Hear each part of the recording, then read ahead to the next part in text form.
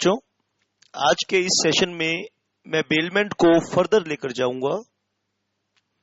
हम बेलमेंट को फर्दर लेकर चलेंगे आज के इस सेशन में। और आज बेलमेंट का एक बड़ा ही प्यारा कंसेप्ट आपके साथ डिस्कस करने वाला हूं। आज मैं आपको बताऊंगा लियन। What is लियन? लियन क्या है, आज हम डिस्कस करने वाले हैं। मेरे प्यारे बच्चों, आइए प्लीज ओपन योर नोटबुक्स। ठीक है, बहुत ही प्यारी चीज बताऊंगा आज आपको मैं, आपके लाइफ में काम आएगी, कभी ना कभी जरूर काम आएगी। चाहे आपका कोई भी लेवल है, चाहे आपका कोई भी कोर्स है। अगर आप कॉमर्स के स्टूडेंट हैं, आप लॉ के स्टूडेंट हैं, तो आपको ये चीज जो मैं बताने वाला हूं जरूर काम आने वाली है। ठीक है, लियन। लियन मीन्स, लियन का क्या मतलब है? Right to keep possession. Right to keep possession of goods. Right to keep possession of goods. Goods बेटा क्या? गुड्स मतलब क्या? Movable property, right. तो लियन जब हम बात कर रहे हैं तो हम इमूवेबल प्रॉपर्टी की बात नहीं कर रहे, हम मूवेबल प्रॉपर्टी की बात कर रहे हैं। ठीक है, बहुत सिंपल शब्दों में बताऊं, बहुत प्यार से बताऊं तो मैं क्या बोलूंगा? लियन क्या है? मूवेबल प्रॉपर्टी पर, मूवेबल प्रॉपर्टी पर कब्जे का अधिकार। कब्जा बोलते हैं ना बेटा हम अपनी, कब्जा मतलब राइट टू कीप पोजेशन। कब्जा पंजाबी का वर्ड है कब्जा। ठीक है, तो कब्जा मतलब क्या है कि किसी चीज की पोजेशन लेना। यहां ला कब्जा करने का राइट दे रहा है। ठीक है, ला कब्जा देने का, एक पर्सन को लियन एक्सरसाइज करने का राइट प्रोवाइड करता है। कौन? ला। लियन क्या है? मूवेबल प्रॉपर्टी पर कब्जे का अधिकार। ठीक है, मूवेबल प्रॉपर्टी पर कब्जे का अधिकार, कब्जे का राइट। राइट बोल लो या अधिकार बोल लो, एक बात है। लियन, लियन दो तरह की होती है, पर्टिकुलर लियन और जनरल लियन। शाबाश बेटा। तो फर्दर आगे इस कंसेप्ट को हम लेकर चलें तो लियन को हम दो पार्ट पर डिवाइड कर पाएंगे। लियन दो तरह की है। शाबाश, मेरी बात ध्यान से सुनना। लियन दो तरह की है, एक है जनरल लियन और दूसरा है पर्टिकुलर लियन। जनरल लियन और पर्टिकुलर लियन। ठीक है, वैसे तो ये कंसेप्ट हम कई चैप्टर्स में पढ़ते हैं। तो जब हम बेलमेंट की बात कर रहे थे ना, अभी तो चैप्टर कौन सा पढ़ रहे थे? बेलमेंट पढ़ रहे थे। तो बेलमेंट में हम लियन की बात कर रहे हैं। तो इसका जिन बच्चों को कंसेप्ट समझ में आया है बेलमेंट का, तो कॉन्ट्रैक्ट ऑफ बेलमेंट में पोजेशन ऑफ गुड्स किसके पास है? किसके पास होगी? कॉन्ट्रैक्ट ऑफ गुड्स में पोजेशन ऑफ गुड्स किसके पास होती है? बेली के पास होती है। तो यहां हम पढ़ेंगे बेलीज राइट ऑफ लियन। क्या पढ़ेंगे बेटा? बेलीज राइट ऑफ लियन। शाबाश, अपनी बुक्स निकाल लो, अपनी नोटबुक्स निकाल लो बेटा। जब हम बेलमेंट में लियन पढ़ रहे हैं तो हम पढ़ रहे हैं बेलीज राइट ऑफ लियन। लिखो मीनिंग ऑफ पर्टिकुलर लियन। शाबाश, प्लीज राइट डाउन, प्लीज लिखो। लिखो, लिखते हो तो लॉन्ग टर्म मेमोरी में जाता है।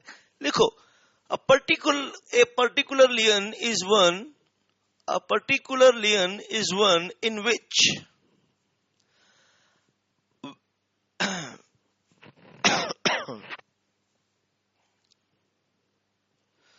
शाबाश,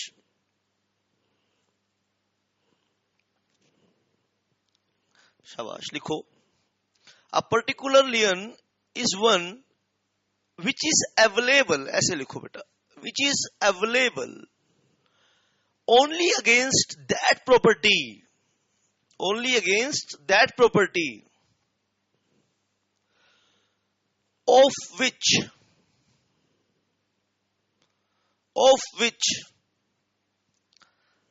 the skill and labor have been exercised.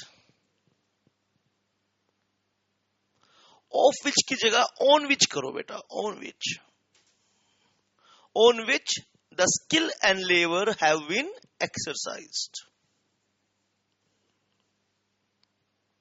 ठीक है, पहले लिखो पर्टिकुलर लियन। मैं एग्जाम्पल देके समझाऊंगा, लिख लो पहले। A particular lien is one which is available only against that property on which skill and labour have been exercised. लिखो जनरल लियन। लियन दो तरह की होती है। लियन मतलब कब्जा करने का अधिकार। किस पर कब्जा करने का अधिकार? मूवेबल प्रॉपर्टी पर कब्जा करने का अधिकार। लियन दो तरह की होती है, पर्टिकुलर लियन और जनरल लियन। पर्टिकुलर लियन का मतलब आपने लिखा, शाबाश। पर्टिकुलर लियन का मतलब आपने लिखा।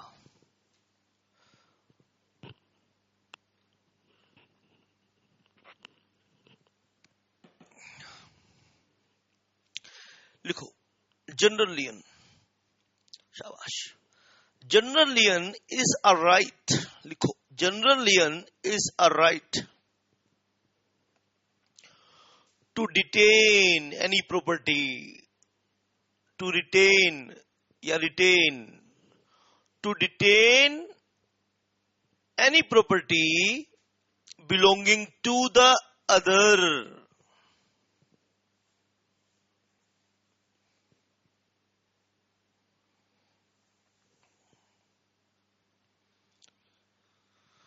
General lien is a right to detain any property any property को बेटा fill in the blank करो, ये एक नंबर का क्वेश्चन आएगा। any property belonging to the other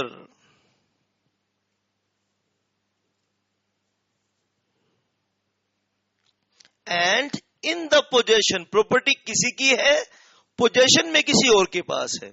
जिसके पोजेशन में है वो उस पर कब्जा करना चाहता है। क्यों कब्जा करना चाहता है?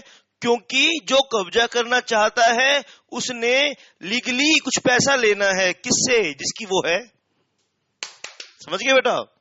मान लो मेरे पास तुम्हारी कोई प्रॉपर्टी है और मैंने तुम्हें लोन दिया हुआ है। तुम्हारी कोई भी प्रॉपर्टी मेरे कब्जे में आ गई, मैंने तुमसे पैसा लेना है, तो मैं उस पर कब्जा करता हूं, तो उसको बोलते हैं जनरल लियन, कोई भी प्रॉपर्टी। और पर्टिकुलर लियन कैसे है? जैसे मान लो मैं बेटा बाइक मैकेनिक हूं, सुनना ध्यान से। मान लो मैं बाइक मैकेनिक हूं, शाबाश बेटा, मैं बाइक मैकेनिक हूं और तुमने मुझे कहा मेरी बाइक का इंजन ठीक कर दो। मैं तुम्हारी बाइक का इंजन ठीक कर दिया, 4000 रुपए मेरा बिल आ गया। मैंने पार्ट्स डाले, उस पर मेहनत करी, 2 दिन मेहनत करी, पार्ट्स डाले, 4000 रुपए का मैंने बिल बनाया। तुम वो बिल देने के लिए तैयार नहीं हो। जब तुम वो बिल देने के लिए तैयार नहीं हो, मैंने कहा मोटरसाइकिल नहीं दूंगा। क्यों नहीं दूंगा? क्योंकि पहले मेरा बिल दो। जब तुम पहले मेरा बिल दोगे तो मैं तुम्हें बाइक दूंगा, तब मैं तुम्हें मोटरसाइकिल दूंगा। मैंने तुम्हारी प्रॉपर्टी पर कब्जा कर लिया। क्यों कर लिया? क्योंकि तुमने मेरा पैसा नहीं दिया। कौन सी प्रॉपर्टी पर कब्जा किया? जिस पर मैंने मेहनत की है, जिस पे मैंने स्किल एंड लेबर लगाया है।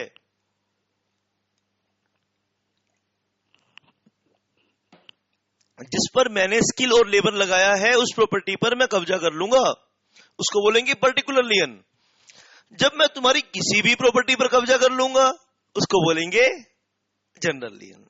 शाबाश, लिखो अ जनरल लियन, मेरे पीछे बोलो, a general lien is a right to detain any property, कोई भी प्रॉपर्टी, any property belonging to the other and in the possession of the person. लिखो, belonging to the other and in the possession of the person trying to exercise the lien. In respect of any payment, in respect of any payment lawfully due to him.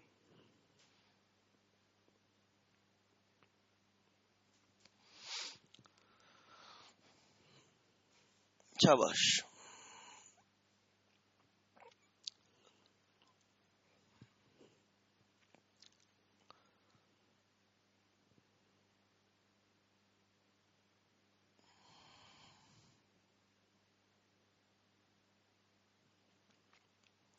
शाबाश. लिखो, लिखो important note. Everybody cannot exercise, लिखो, everybody cannot exercise general lien.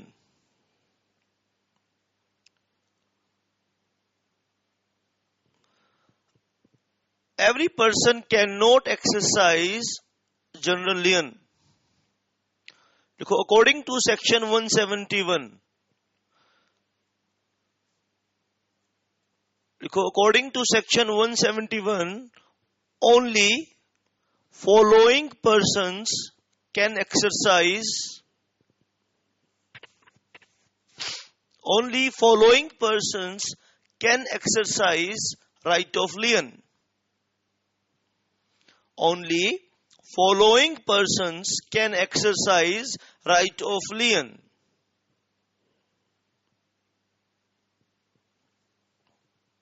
देखो, bankers, bank, आपका bank के पास ये general लियन होता है. शाबाश. वोर फिंजर्स,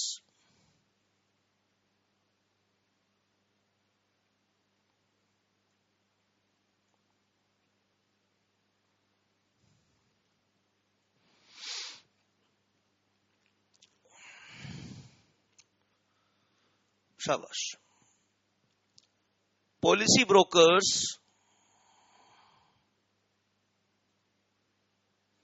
पॉलिसी ब्रोकर के पास राइट ऑफ लियन होता है. वोर फिंजर के पास होता है. शाबाश. बैंकर के पास होता है फैक्टर्स. इन लोगों को लॉ ने जनरल लियन एक्सरसाइज करने का राइट प्रोवाइड किया है. सबको नहीं किया है. और एक और है इसमें, अटॉर्नी ऑफ हाई कोर्ट्स.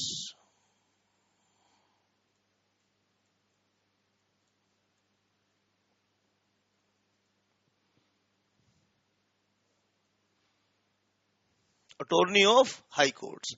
इन लोगों को जनरल लियन एक्सरसाइज करने का राइट है. हर कोई नहीं कर सकता जनरल लियन का राइट एक्सरसाइज.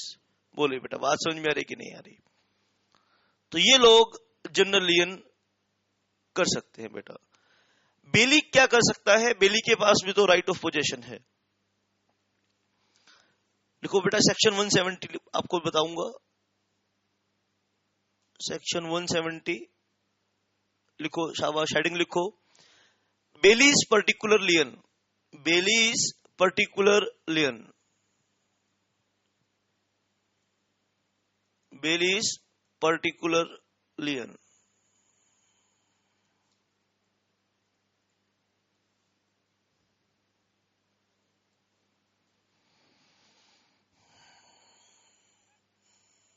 बेलीज पर्टिकुलर लियन.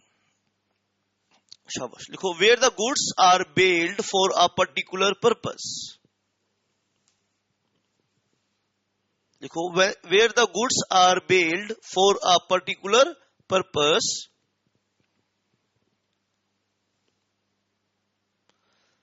एंड बेली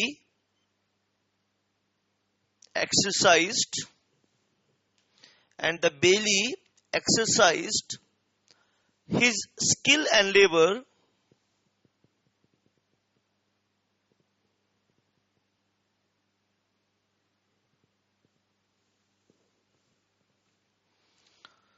देखो, bailee can retain the goods until Bailey can retain the goods until his charges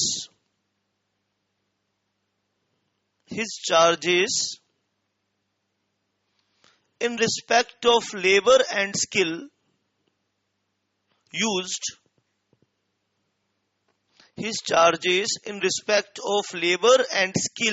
used on the goods are paid by the bailor.